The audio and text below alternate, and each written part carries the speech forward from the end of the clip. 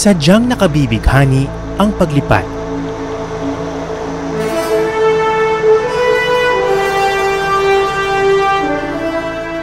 Ang maging malaya, gaya ng mga ibon sa himpapawid.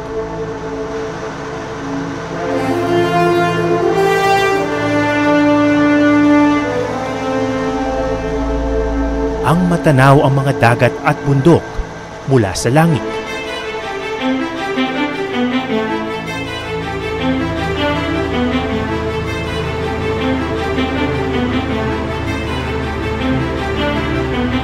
At ang makarating sa malalayong lugar nang hindi sumasayad ang mga paa sa lupa.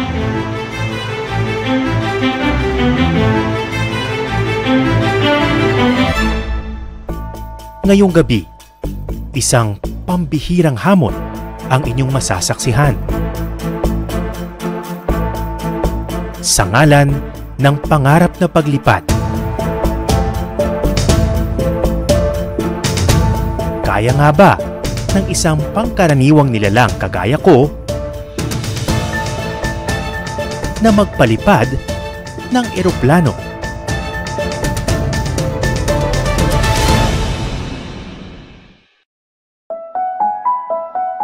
Lumipad ang aming team sa Dumaguete para kumasa sa isang hamon. Ang matuto at makapagpalipad ng eroplano sa loob lamang ng 3 araw.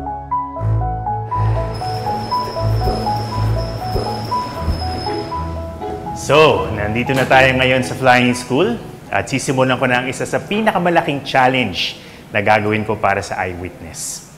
Exciting. Let's go. Hi, sir. Hi. Hello. Welcome. Thank you, Atom.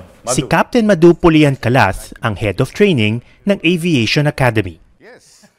Sa eskwelahang ito nagsasanay ang mga gustong maging piloto. After you. Thank you. So it begins. Yes. 14 na buwan ng kumpletong kurso sa flying school. Kasama rito ang tinatawag na ground school o classroom lectures, pag-iensayo sa tinatawag na flight simulator, at syempre, ang pagsasanay sa mismong eroplano. There is only one thing I demand from my students is to have the right attitude. They have to be trainable. Even if they lack skills or knowledge, we can always train them. But if they don't have the right attitude, we cannot train them. Yun nga lang, hindi ko matatapos ang mahigit 1 taon na kurso. Yes, definitely. We can do a crash course for you. A crash course? A crash course for you. Yeah, so we will definitely walk you through what's going to happen during the training of every student pilot. Oh my gosh. Wow. Pressure. No worries, we are there to take care of you. My piloting crash course has begun. Ang first stop, isang classroom lecture. So ito yung tinatawag nilang ground schooling, kung saan matututunan natin yung theoretical concept sa likod ng paglipad ng eroplano. It's time to meet my classmates. Good morning! What are the 4 forces of flight? Can someone give me one at least? Yes, sir. Lift. Okay. O ha? We have Pakitang gilas agad ako. The first thing that you're going to do as a group would be to draw the parts of your airfoil. Pwede po ang humingi ng ng papel. Classic school bukol to ah. So 1 out of 4. Tama ba itong ginagawa ko? Sa akin pa ito kasi. Check mo nga ito. Si Emmy ang matulungin kong seatmate. Ilang buwan pa lang din siyang estudyante sa flying school. Ano yung mahirap sa ganitong mga lecture? Pag may po, enumeration po, ganun. Tsaka pag Pag oral din po. oral recitation, no? Yes. Nakakakaba. Okay, then see you tomorrow, everyone, and have a safe day. Good afternoon. Kapansin-pansin na marami sa mga estudyante sa flying school galing sa ibang bansa. Kwento nila, magandang lugar daw ang Pilipinas para sa tulad nilang nag-aaral para maging piloto. Pero sa lahat ng mga estudyante, pambihira si Emmy. Mahigit 10 taon pala siyang nagtrabaho bilang maintenance staff ng paaralan. Tagalinis po, taga-ano ng CR. Tapos, inutosan po nila ako minsan mag-ano sa ano po, labas, bayad ng ano po, Noreco, ganun, mga bills po. Buti tumagal ka dito sa company. Yes po, kasi subang bait po ng mga anak ko po, mga boss. Kaya thankful po ako. Sa araw-araw na pakikisalamuhan ni Emmy sa mga estudyante, hindi raw niya naisip na mabibigyan din siya ng pagkakataong mag-aral dito. Pero isang araw, bigla raw siyang ipinatawag ng kanyang boss upang ihatid ang nakagugulat na balita. Tinawag po niya ako, tapos sinabihan po niya ako na, baka gusto mo mag-aral ng ng piloto.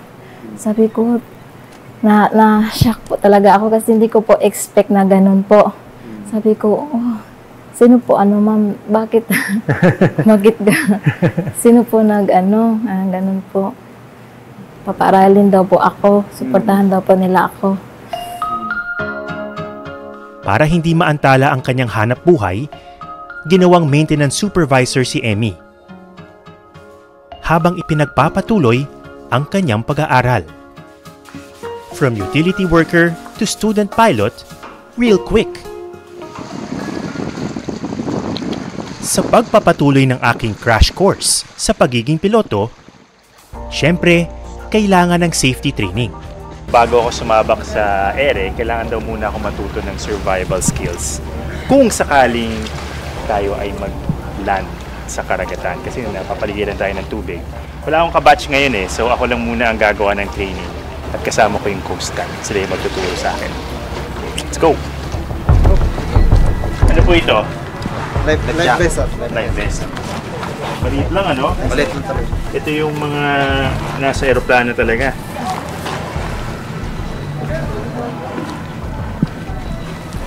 So, pag i-inflate mo siya, sir, para pumasok yung hangin pag nasa tubig, hilain mo na to. Okay. Sige. So, dapat naka-uniform ako para makatotohanan, Sige, tanggalan ako ng sapatos. Okay, perform mo. Then, hawak yung isang kamay. Then, Ganyan? Okay. So, Tatapwa ko yung ilok ko, ganyan? Nakaganito, sir. Ganyan? Okay, sir.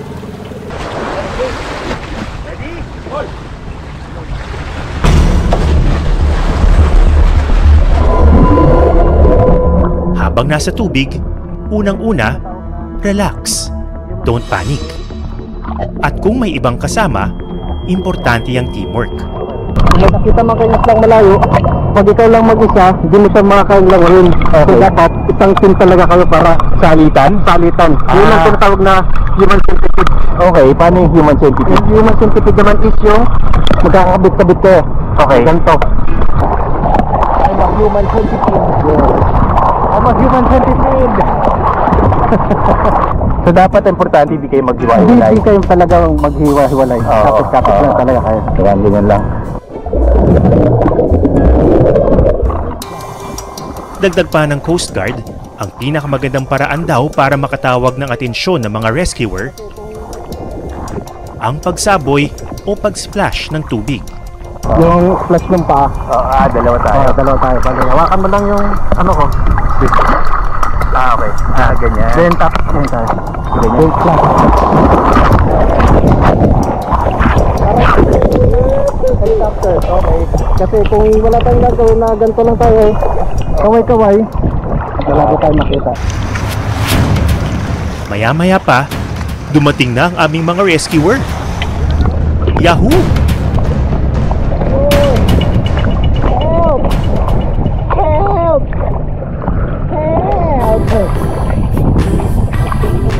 At last, rescue na naman. Tulungan mo sana. Pero pagod na ako, kailangan ko ng peso.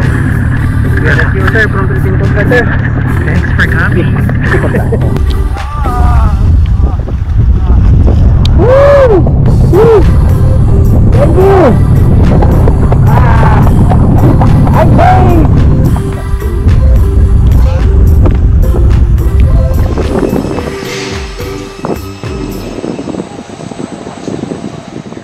Ang mga student pilot, sinasabing kasing galing lang ng kanilang pilot instructors. We're gonna check your aircraft documents for checks. Isa sa pinakabata pero pinakabihasang instructor sa Aviation Academy, si Captain JT Cordova. Control wheel.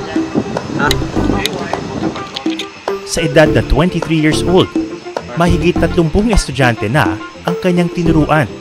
Lahat sila, piloto na raw ngayon. Captain JT is one of the best instructors. He was my pre-solo instructor as well. Maaga raw nagsimula ang pagkahumaling ni JT sa mga eroplano. Kaya nang magbukas ng flying school sa Dumaguete, sinubukan niya agad na mag-enroll dito.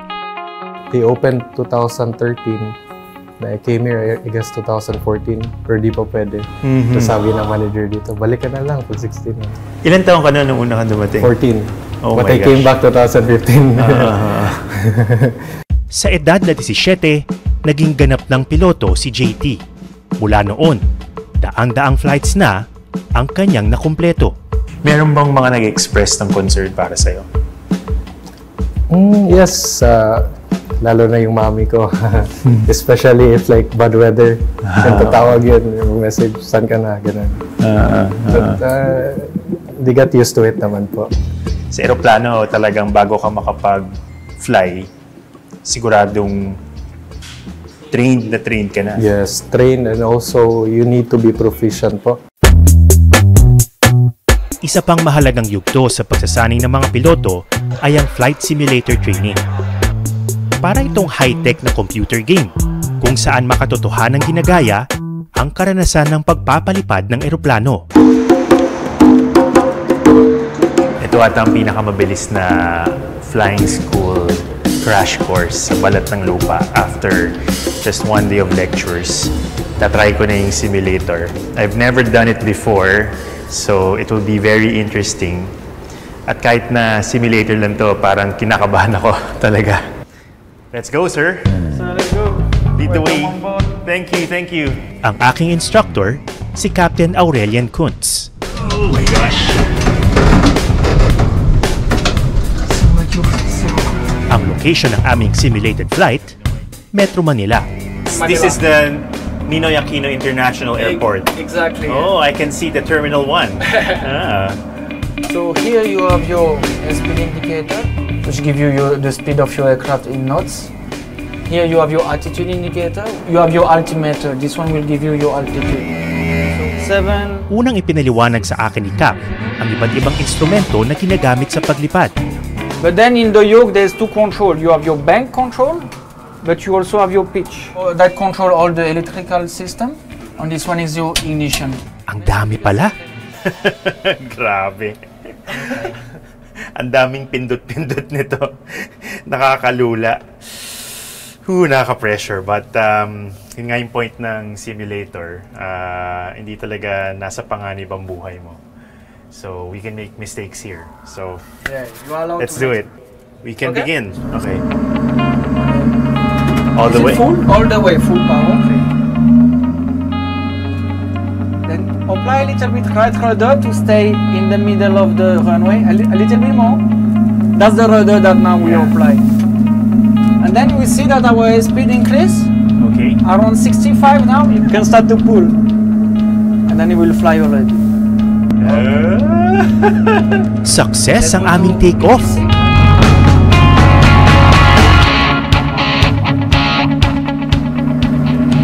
So I'm still around 2,000 feet. That's good. And then just go around BGC, all of these tall buildings. Oh, I'm so tense. Okay. Okay. First, reduce your power. We have to join the pattern at 1,000 feet. The runway is there.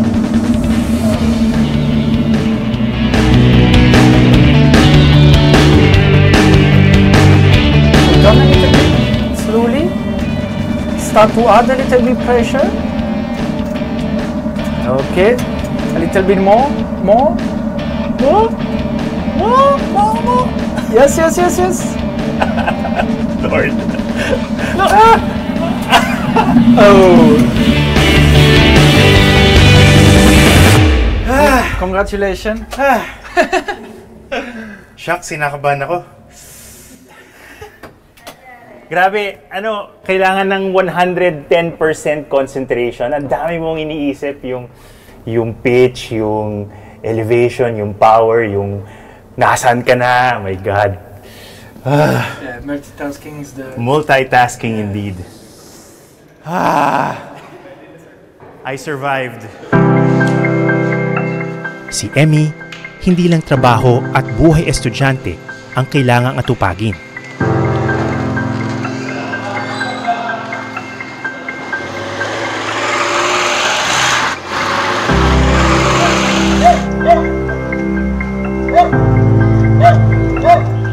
Pagdating sa kanilang bahay, naghihintay sa kanya ang kanyang 8 taong gulang na anak.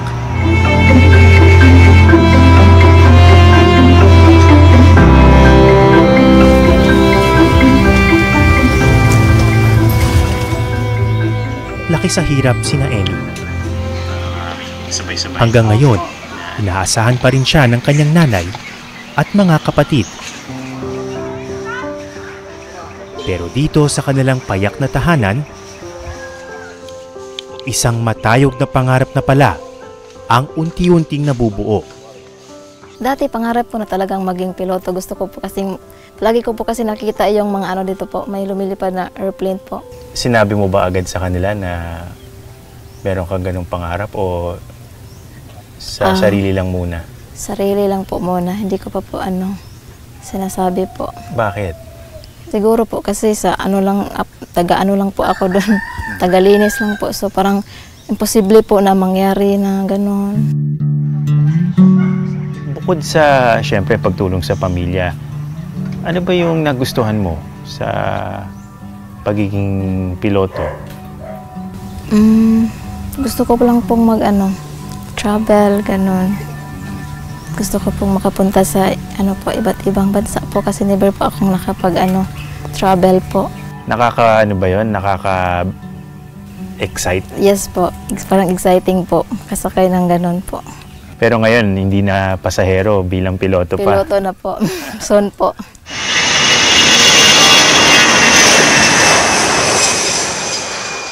Samantala, dumating na rin ang araw na aking pinakahihintay. Panahon na para magpalipad ako ng aktwal na eroplano. So for today, ang gagawin natin ay lilipad from Dumaguete, which is right over here, papuntang Siquijor na nandito.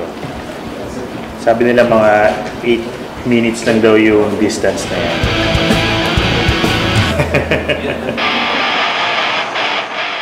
Si Captain Midun, ang instructor ko sa flight na ito. Ang eroplano namin, isang single-engine Cessna. To complete the look, let's go.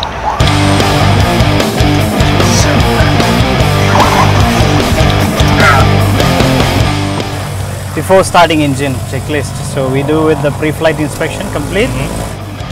Pinasadahan namin ang pre-flight checklist. Isang mahalagang hakbang para masiguro ang kaligtasan ng mga piloto at pasahero.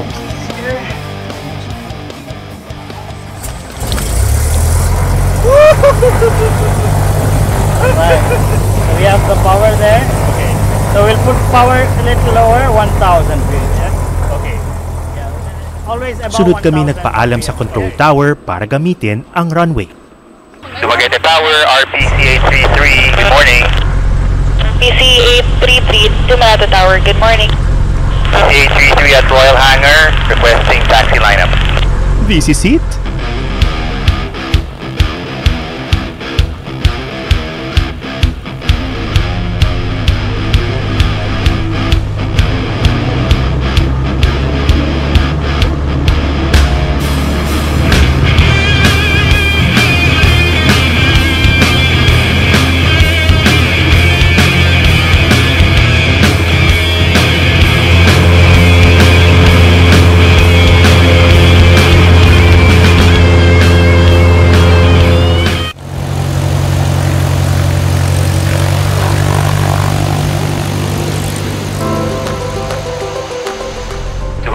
Tower, RPC 833. Good morning. PC 833 to Manado Tower. Good morning. Pangatlong araw na ng aking crash course sa flying school. At naghahanda na ako mag-take off sa runway ng Dumaguete Airport.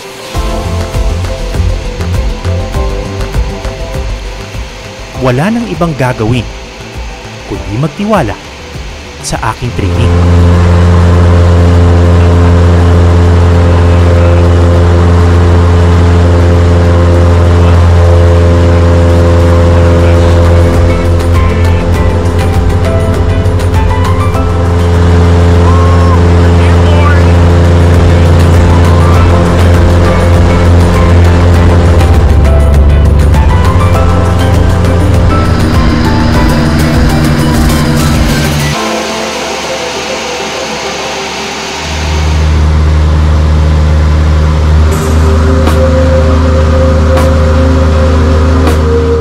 Maganda ang panahon, mataas ang sikat ng araw, at sa ibabaw ng karagatan, sa pagitan ng Dumaguete at Siquijor, nasa pilot seat ako ng isang maliit na eroplano.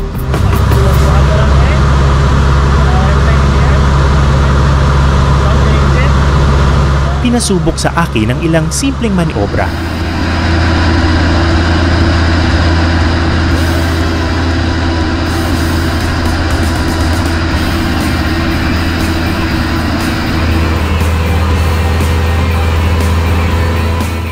Ang ganda ng view sa labas.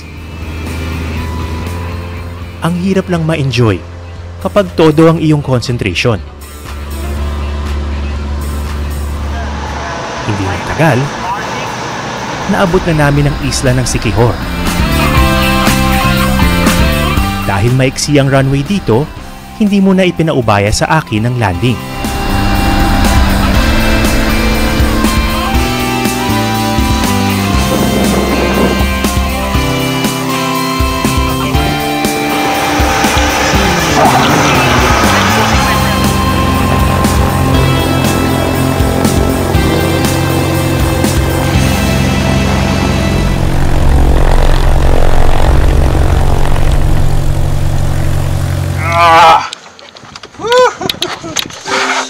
I made it in one piece. My first flight. Grabe, basta-basa sa kilikili ko.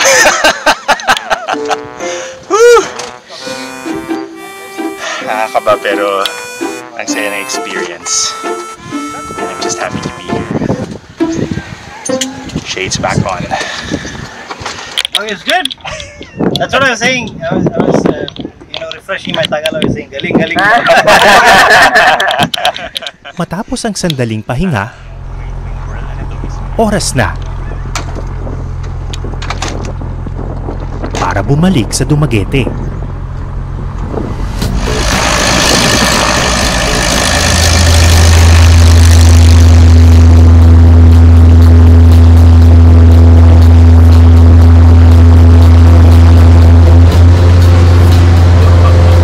Habang tumatagal sa ere, unti-unting tumataas ang confidence level ko.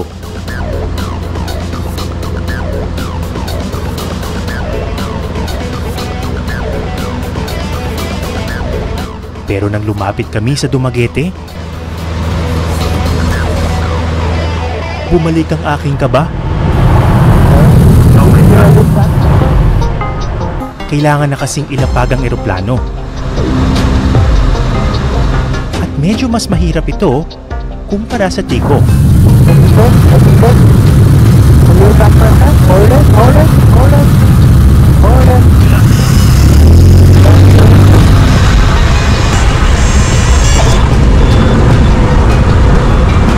Oh my goodness! Did that just happen?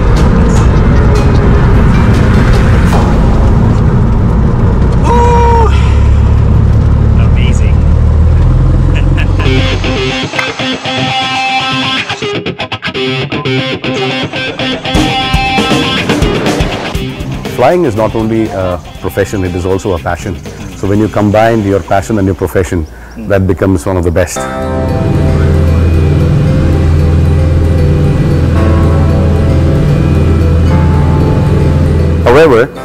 it always comes with a big responsibility. You know, people trust their lives and give it to you.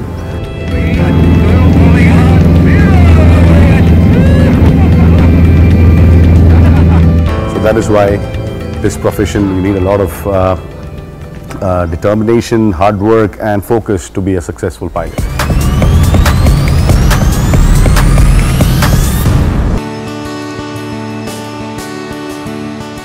Wow!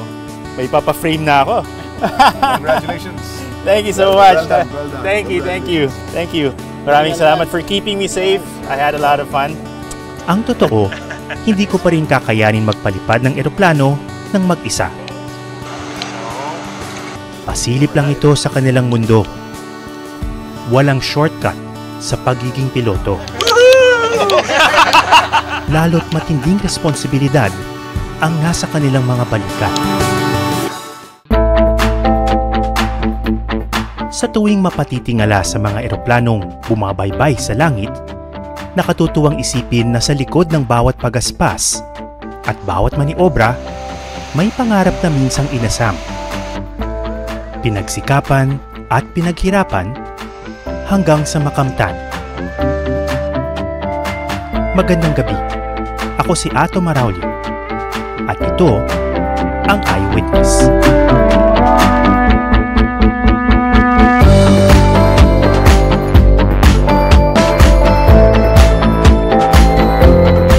That's it. You can call me Kapitan Araulio kahit na maiksi yung aking naging silip sa buhay ng mga piloto. Parang on one hand, nabawasan yung intimidation ko doon sa pagpapalipad ng airplane. Pero at the same time, parang sobrang nadagdagan yung respeto ko sa ginagawa ng mga piloto kasi grabe, hindi biro itong ganitong klaseng trabaho pero I can imagine it's so fun and so very fulfilling.